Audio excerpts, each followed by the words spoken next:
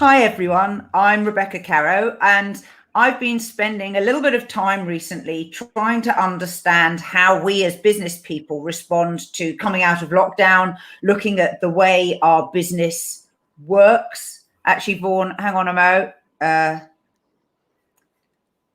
Something's gone wrong with LinkedIn. Hang on a mo. That's right. Let's change. Hang on a mo. Let's just try this. No. Go live. No.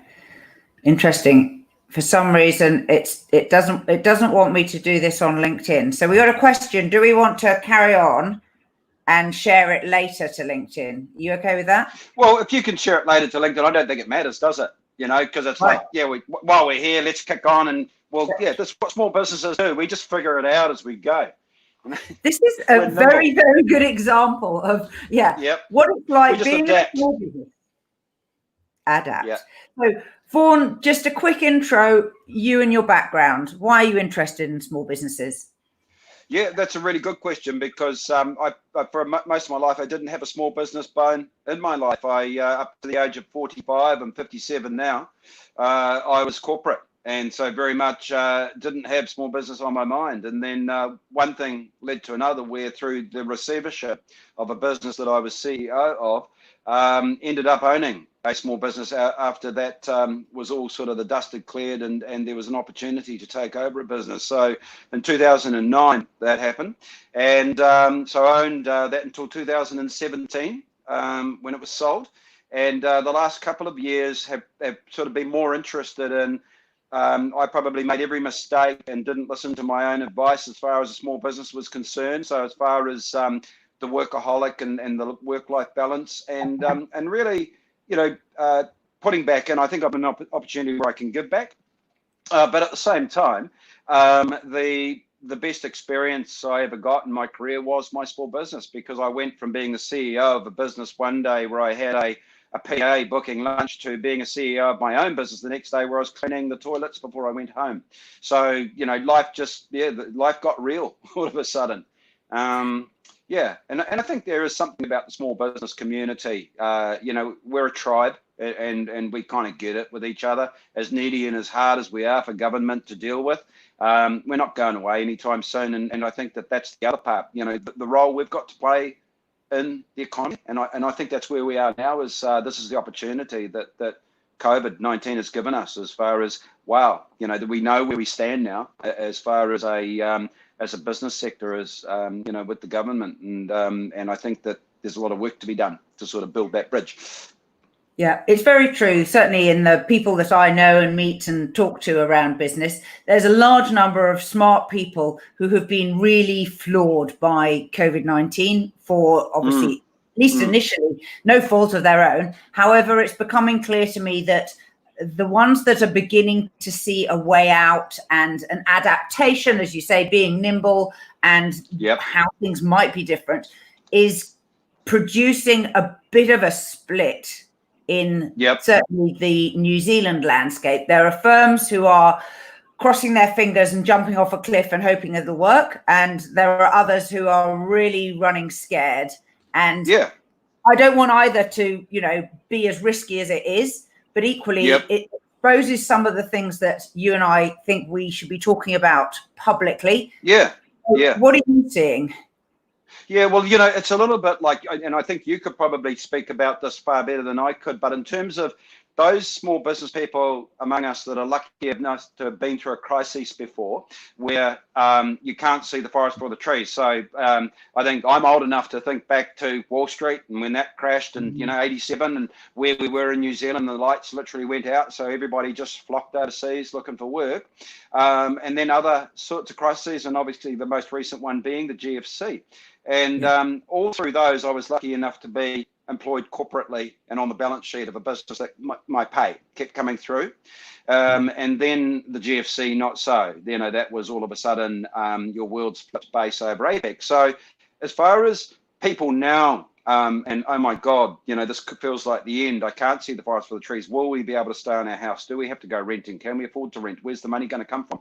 shit all of a sudden gets real in this situation. And so as small business community is concerned, I think this crisis sets its own benchmark in terms of gravity, that come election day, there's going to be quite a big percentage that are unemployed. A lot of them were small business owners, and they don't want to be on the dole queue. They want to get back out there, and that's what small business people are. They want to make their own way in this world. So what we've got to do is navigate through the darkest part of the valley that we're in at the moment, transitioning out of lockdown, and how do we glean from what our government is doing in terms of they've laid down a budget, they've sent the signals out from that, where do the opportunities lie? And so clearly we know where they don't lie. So no one's going to rush out and set up a tourism business or a cafe and hospitality. But at the same time, there are areas where the money's going. So, if you can build 8,000 state houses quickly, the government wants to speak to you.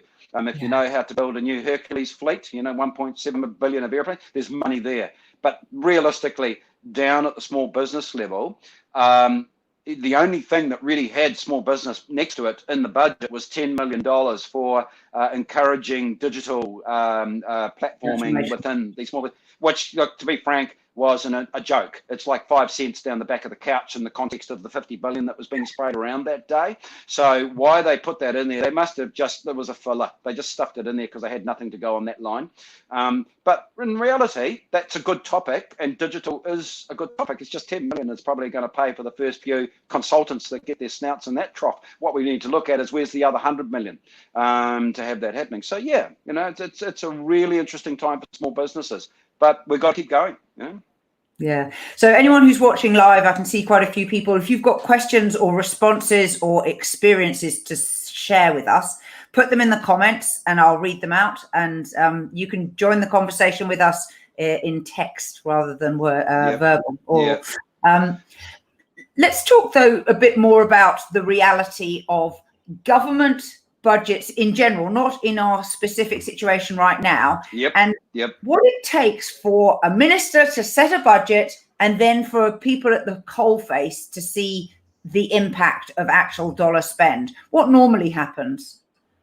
Yeah, well, that's a really good question in terms of how does the money flow down to ending up, for us to spend it. So as far as the top line, the revenue in the economy, how do we see the stimulus, in terms of those the monies? Because the budget, being the thick end of $50 billion, all of the ministers are literally competing for that. And so, in our small business community, we obviously missed out on that by and large. But the truth is, if you're in other parts of the economy, being it civil construction or whatever, probably going to make a lot of money over the next couple of years. So if you can lay concrete or cobblestones or dig holes, there's a lot to be positive about there.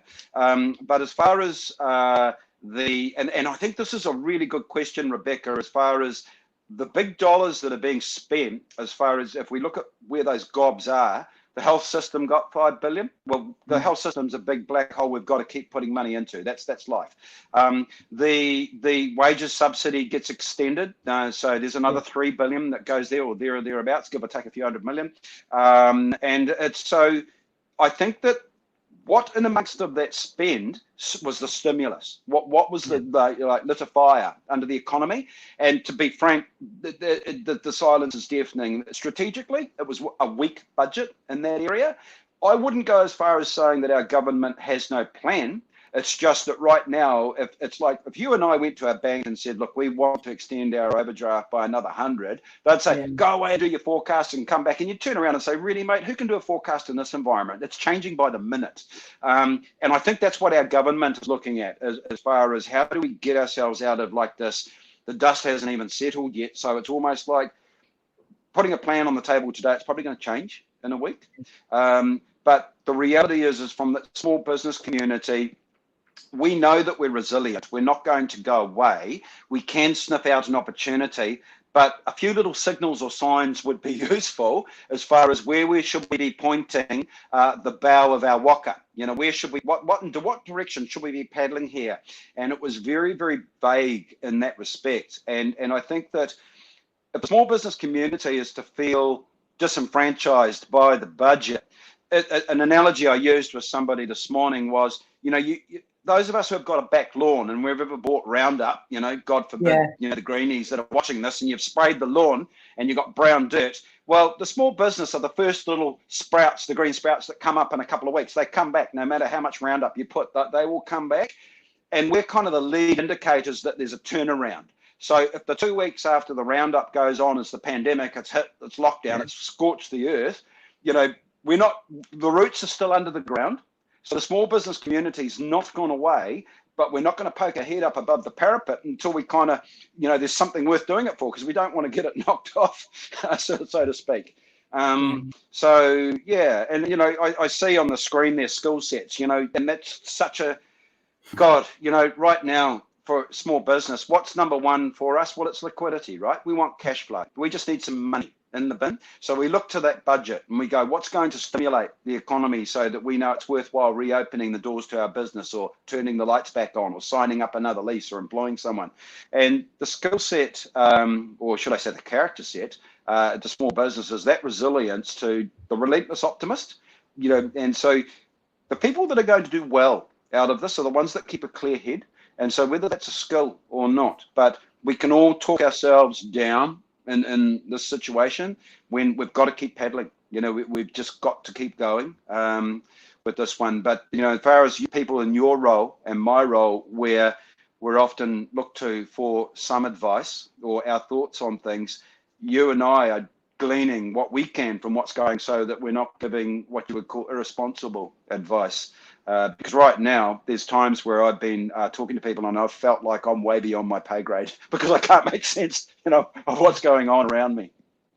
I certainly agree with the not making sense, or there are so many, what do they call it? The signal to noise ratio, that there's a lot of noise and it's hard to see where the signal routes are. But I'm beginning to pick up small things that resonate and make sense in my mind. And then the way I work is I apply them first to my own business, and then I have some fortunate friends in the business world who will take suggestions and will try things, and we run little experiments. And one of the things that I started as a really big theme, which anyone who's read any Second World War history will know that colloquially people used to say, did you have a good war? And one of the things that meant was, did you make money out of it? And obviously some of the people made money by being black marketeers. Some people made money by supplying government and employing people. And some people made money in other ways. Many people didn't. And I think that when the history of this period will be written, and it will be in the future, having a good pandemic and coming out of it with a business intact, perhaps not in the same shape as it was before, will be a massive plus sign and a credit to any employer who manages to do that. And certainly the sorts of things that I'm seeing at the moment are attention. So nearly everybody applied for the wage credit. A few people got shouted down for applying and withdrew their application. Bauer Media, very good example, preferred to close down all of the magazines that are well known here so that they didn't have a New Zealand business. Their choice. Not a great outcome for some people, but then there are others who have qualified and been paid their first tranche, for example, of the wage subsidy. But now that we're in lockdown 2, their business may be getting back to normal, and they may know already in their heart that they are trading with sufficient cash revenues to pay wages, and yet they are still taking the full subsidy that's already been given to them, is already in their bank account. Now, there's a bit of personal honesty here, but I slightly suspect that the Inland Revenue will be looking at GST returns in the next 2 months and will say, well, hang on a minute, you filed returns for this sort of dollar value. That implies that you had enough money in the bank to pay the wage bill. And they might be asking for clawbacks, which would be a lot of work on behalf of the Inland Revenue, but could be legitimate. And yet, a blanket application of a policy doesn't always necessarily help everybody equally. So there's some personal honesty that I think is going to be called for in there. But that's really early stage. Oh, and in terms of that honesty, look, I'm sure that anybody that applied for that wage subsidy, whether it's a one-man band or a big staff number, they're going to get audited up the wazoo eventually. You know, the IRD will get to you eventually. So if you played silly buggers, you know, you will be the silly bugger in the end. And I think that, but, you know, in terms of the skill sets, if we're to look at, you know, what were the silver linings inside this pandemic cloud in terms of skill sets? You know, Zoom shot through the roof, whether it was personal trainers taking gym sessions, whether it was one-on-one mentoring or advisory, or just catching up with elderly parents or something. You know, there'll be an area where the video, and I think the skill as far as business is concerned, and I think back to, you know, when I would always want to go and sit in front of my biggest customers. So if they were $1 million plus a year, I would want to be in front of them, and the business was done through the whites of the eyes. And, you know, you really felt that you were building your trust through the one-on-one, eye to eye. But the reality is that in this lockdown and pandemic period, the boom of Zoom and this sort of stuff that we're doing now, you know, and look, and in some ways, the irony is that our Prime Minister has taught us about the ability to engage through the video medium. You know, best in the world, probably. You know, there's no one in Jacinda's league who can absolutely connect through here. And so it's taught us that, wow, you know, in terms of business efficiency and getting things done, we've got a tool that's landed in our lap that in this new world that we head into is probably going to save you from being in traffic peak hour or moving around town or whatever. And so the whole, you know, work from home and this sort of stuff, I can feel it myself, that it's like, gee, I don't have to go to the other side of town anymore. People are actually happy with achieving this. So, but then there's other things. So, for example, banks, you know, the bank branches, watch those close down after the election, because basically the pandemic has taught older people how to use online banking. And that's the reason why the bank branches were there. So Ma and Pa could come down and talk to the teller and ask, you know, how their kids were and all that sort of stuff and get their money and go. Well, with that gone away, I bet you that the 3 banks that are in the main street of Parnell here won't be here in a year's time. So, you know, the changes that we're seeing, they're actually not negative. It was something that was like there was almost pre-COVID-19. There was stuff going along behind the surface that we were changing as a world very, very quickly anyway. So it's almost like COVID-19 pumped steroids into some of these things, such as the video component of it. Yeah, I was a terrorist with video, and I really only looked at it last year from my own personal perspective. Hated it because you're self-conscious about what you look like. You know, you've got a booger hanging out your nose or something. Really sort of once you've done it a few times, it's like, well, I can't wait to do the next one, because, you know, you slowly build that comfort zone. Yeah. You do. Yeah, I certainly think that the acceleration of change in digital media is definitely happening. One of the things I feel really pains me to my heart is the lack of skill and understanding by many business owners, as exemplified by the sort of questions that you're seeing asked in public online forums like Monarchy that Andy Hamilton set up. People are asking questions that you can see they don't know the answer to, like, you know, how do I set up a website at its most basic? And, you know, the government has provided a lot of this information in the NBIE website for years. In fact, when Tenby Powell held the SME Leap event to try and persuade the government that they needed to have a focus on small, medium-sized enterprise. In fact, at the time, I think he wanted a ministry. But the purpose of that day was to bring business people face-to-face with civil servants in a single room to have a robust discussion. And I, for one, attended, not realizing the extent of information that's already out there, but which I was, A, not looking for, and B, not realizing that it was there in that degree of depth. Yeah, and look, it's actually, just while we've been talking here, Timby sent through a text just saying how wonderful he thinks you are. So he's asking how you can put up with me. I'm such a fan, Timby. Yeah, but in terms of it's a really good topic as far as the government none of them, whether it was 9 years of National or the current 3 years of our current coalition, can ever be criticised for the resources that have been made available for small business. Unfortunately, we have this landscape where there are silos of where that stuff sits. So someone wakes up in the morning and decides that they're over their job, they've got a redundancy check and they want to go start their own small business. And where do they start? Well, there's a whole bunch of places that they can. So what I guess I'm saying, and this was one of the brainchilds or passions from Tembi when the original Small Business Council, sorry, not the original, but the latest version in 2018 that he led, a small business institute was an ideal that the reality was because there were so many other associations, bodies, agencies scattered around the marketplace, it was never going to get going because those territories were going to be protected. And that's no disrespect to them. In their own right, they're doing the right thing and doing the right job. But the reality is that what umbrella body or cross-agency body existed for small businesses to go, I'm going to go to the bank, I'm going to tap out the equity in my house, I'm going to buy a business or whatever. Now, where do I go to get the resources? Whether it's, and the reality is you should be going there before you actually go to the bank, really. But, in terms of a cash flow or a business plan or some mentorial advice around the sectors you're looking at, Department of Statistics stuff. And so I guess coming back to the Manaki, the questions that are like, oh my God, people didn't know. I mean, I agree. There was a lot of questions that you think, gosh, you're actually in business. But because we have such a low barrier to, New Zealand is probably the easiest country in the world to start a business up in. You ring up company's office, get a number, GST number, bingo, tomorrow morning, you're mowing lawns, cleaning pools, fixing leaky taps or whatever it is that turns you on. So the low barrier of entry in means that it's a super low barrier out. So easy come, easy go. So the failure rate of New Zealand businesses is a direct reflection of how easy it is to get in. There's no qualification required. If you've got the money or if you've got the will and the desire or whatever, game on. And so those questions that are coming through in the forums like Manaki, that's exactly what it's like out there. It's a very big...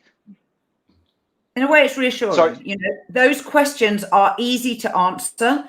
There are good, robust solutions that you won't get ripped off on, and which are designed for someone on their own to be talked through. How to set up a website. You can do it reasonably straightforward, so long as you can explain the service or product that you make or sell. You can probably do that, and you've already got a phone number. You've probably already got an email address, and that could be enough. So long as it says, Vaughan, bridge builder, Levin, someone will find you if they're looking for a bridge builder in Levin. That's right. That's right. It is just the tip of a deeper iceberg. And not every business will be a marketing-led business. Not every business will want to be a massive digital sales platform, and nor do they have to be, which in a way is nice.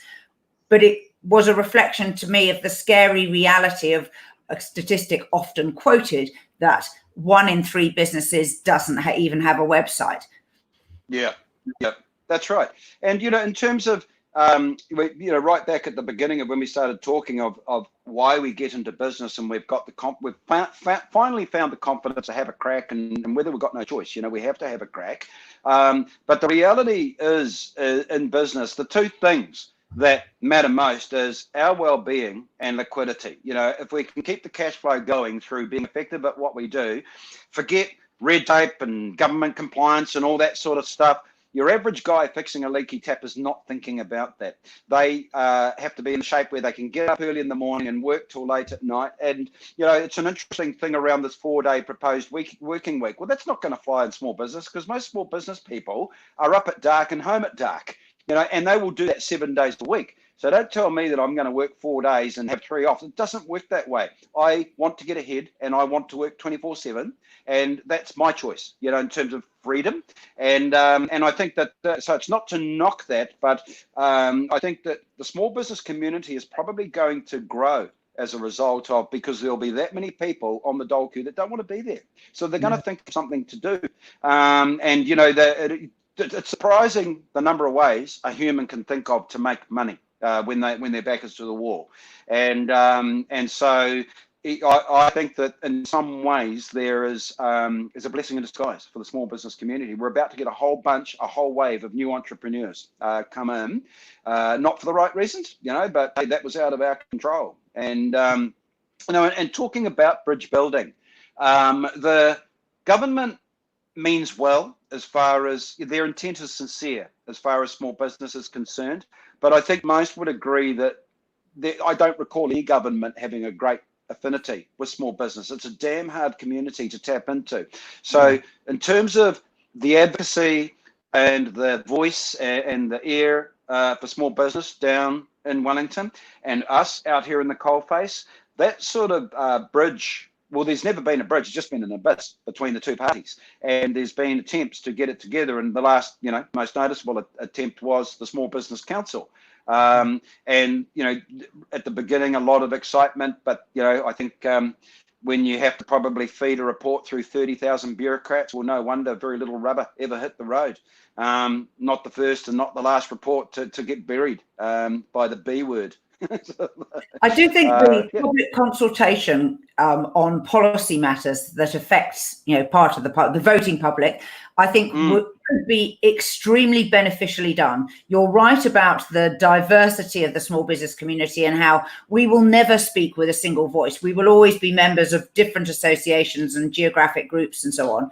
But the opportunity to provide feedback from that coalface and the opportunity to make incremental policy changes might be something that's worth considering, because even though a small business council was constituted to look at probably 17, 18 different areas, or certainly their report came back with a lot of different recommendations, imagine if it had been much more piecemeal and they'd started with things like paying provisional tax. We have a holiday in January basically every year. That's the way our life is structured. But we also have a tax payment in January, another one in April, and another one in May. That means all of our our cash flow for tax has to be front end loaded into that part of the calendar year. And that's great for some people and awful for others. Why on earth can we not come up with a solution that allows people to pay provisional tax in a more staggered way across the full calendar year? Now, I don't know the answer to that. It might be in the too hard basket, but something as precise as that, which could then be put out to the world, get some feedback, and then pass back to the civil service to do the job that they're really good at doing, which is looking at the costs and benefits of implementing policy change. Is this a worthwhile thing to do? Now, it's probably what I've just said shows that I don't have a lot of experience of dealing with civil servants and understanding how government policy is formed. But it does strike me that their digital means to interact are a lever that could be used not to bypass our MPs and our political representatives, but more to form an ongoing dialogue that isn't subject to the whims of the electoral cycle. Yeah. Well, and, in terms of that policy, the ability to influence policy. So, when a community such as the small business community is able to see that there is actually meaningful influence happening in Wellington, it's a motivating feeling. You can see, for example, the news of, Todd Muller played it beautifully where he said, I want to be the small business minister if I happen to be prime minister. And all of a sudden, the switchboard lights up for the small business community. It doesn't take much to turn the sector on. But coming back to the myriad of things that maybe that would satisfy the small business community, and if we look at the report that the Small Business Council did, which had 20 plus points on it, the way I see it is that if you got a call tomorrow morning, or I did, from Stuart Nash, and he said, Rebecca, what do you want? And it's like, I'm going to rub the genie's bottle. They're, going to rub the genie's bottle. You got 3 wishes. What do you want? You don't get 20, you get 3. What are they? And the small business community wouldn't know where to start because of that diversity, what matters so much in one area. But the truth is, tax is a big part of it. And a lot of the small businesses that I've mentored recently, tax would come up more than anything else. In terms of working your guts out, and then you look at that tax figure at the end of your financial year, and it's not motivating at all. And the small business community, as opposed to big business don't have the funds or the ability to employ an accountant to figure out how to pay less tax. They just pay it. We just work and we pay. So we're like a beast of burden versus maybe at the shinier end of town where it's more nimble and can navigate through having to pay tax that you probably don't want to pay. So that's not a criticism of big business. Big business is big for a reason, and they've got stakeholders that they're pleasing. So, minimizing those sorts of areas is what they do. But I think that, so coming back to small business, what would be the ABC, the three big things, the one long term, the one short term? That's where we as a sector had to take responsibility, that we've probably not done a great job at articulating ourselves clearly, that there's I think we're perceived as hard to get to and not easy to please. And so your average politician is going to see that as not an easy route to getting votes. It's not low-hanging fruit. It's easier to get together larger businesses and have that relationship. So we've got to become more user-friendly as a sector and be easier to engage with. And maybe the agencies and the associations and the chambers, can start talking to each other, because they don't at the moment. They'll say they do, but that's just a big fat porky. And the reality is that cohesion, it's not there. Because I don't, when if we go back to Tembi's call for a small business institute, that's only necessary in the absence of the multiple agencies not actually functioning. What he was trying to do is actually glue it all together. So it was never a threat. It was more like a cohesive umbrella. And I think the perception was that it was a threat, that it would be like, well, you're plundering my territory, my patch. And so I think the real positive about the lockdown and transitioning back into the economy is we've had time to think about what's the most important thing.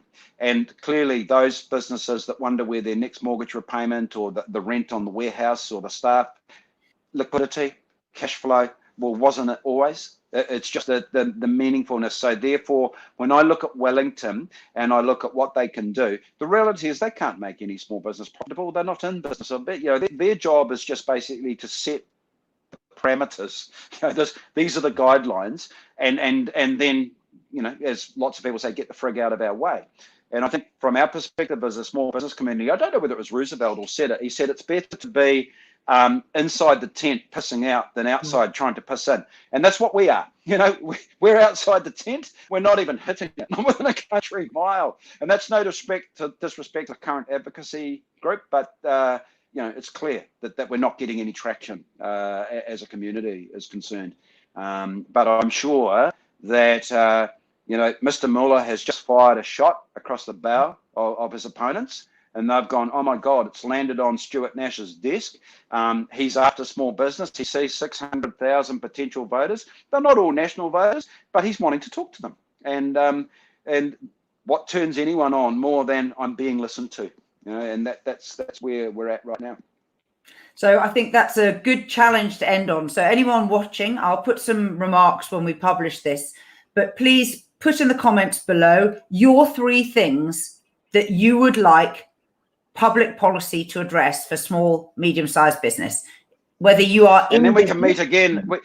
Let's get back together there again and talk about that, sort of thing. Because we can pick it up. I'm sure there'll be some interesting ones come in. Sure. Yeah, and Rebecca, it's interesting. I get asked the question all the time. So what would you do about it? And I think before you actually ask what you will do about it, have I got your attention? Are we at the table? Have I got you focused on this is what we are and this is what we represent? Otherwise, it is, as you said earlier on in the piece, there's a lot of noise pollution going on and we're not tuning into the frequency. So let's just get down and get to that right frequency. And then we can pass our messages across the desk to Minister Nash. I shall look forward to being a part of that. To everyone who's listened, be there. Thank you very much for listening. Vaughan, tell everyone where they can connect with you. Yeah, I'm easy to find. I've got a website. It's vformation.co.nz. So that's just VFORMATION. And I'm there and more than happy for whatever reason to chat with anybody that's feeling a bit lonely. Great. And I'm Rebecca Caroe. You can find me on LinkedIn. You can find me at creativeagencysecrets.com. Till Vaughan and I meet again, give us your questions and we'll look forward to having another update. Great. Thanks, Rebecca. Really appreciate it. Bye-bye. Okay.